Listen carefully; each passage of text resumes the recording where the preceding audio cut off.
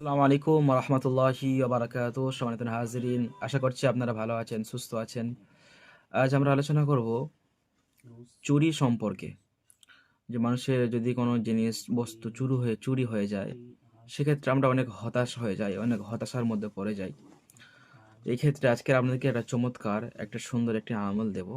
এই আমলটি আপনারা যদি করেন, আল্লাহ যদি আপনার উপর রহম করে, ইনশাল্লাহ আপনি আপনার হারানো মালটি আপনি হাফেজ সানাউল্লাহ, আপনারা জানেন আমরা তদবির শিক্ষা কোর্সের একজন শিক্ষক, আমরা মোতাব্বে তৈরি করে থাকি আলহামদুলিল্লাহ। তো আমরা সেক্ষেত্রে আপনাদেরকে আজকে যে আমলটা দিতে চাইছি, যে ব্যক্তির জিনিস চুরি হয়ে যাবে, এটা কোনো মুদাব্বির করে দিতে পারবে না। আর মুদাব্বির করে দিতে পারে, মুদাব্বির দিয়ে এরা বলতে পারে যে এটা তুমি স্বপ্নের মধ্যে দেখবে, স্বপ্নের মধ্যে মুদাব্বির এটা দেখ। তো এর জন্য আপনারা কি করবেন, স্ক্রিনের মধ্যে আপনারা একটা তাবিজ দেখতে পাচ্ছেন, একটা নকশা দেখতে পাচ্ছেন। আপনারা এই তাবিজটা সুন্দর করে লিখবেন, ঠিক আছে?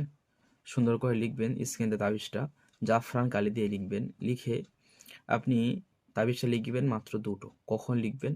আপনি সারাদিনে যে কোনো সময় অজুরত অবস্থায় আপনি তাবিজটা লিখবেন। তাবিজটা লিখে একটু ওখানে আতর খুশবু দিয়ে দেবেন। এরপরে একটা তাবিজ ভাঁজ করে সে যখন ঘুমাতে যাবে, যার মাল চুরি হয়েছে, সে যখন ঘুমাতে যাবে, সে তখন ওই তাবিজটা ওই বালিশের নিচে রেখে দেবে এবং সে আল্লাহর কাছে নিয়ত করবে যে আল্লাহ, আমার যে মাল চুরি হয়েছে তাকে যাতে আমি শনাক্ত করতে পারি, ধরতে পারি, আল্লাহ আপনি আমাকে তৌফিক দিন।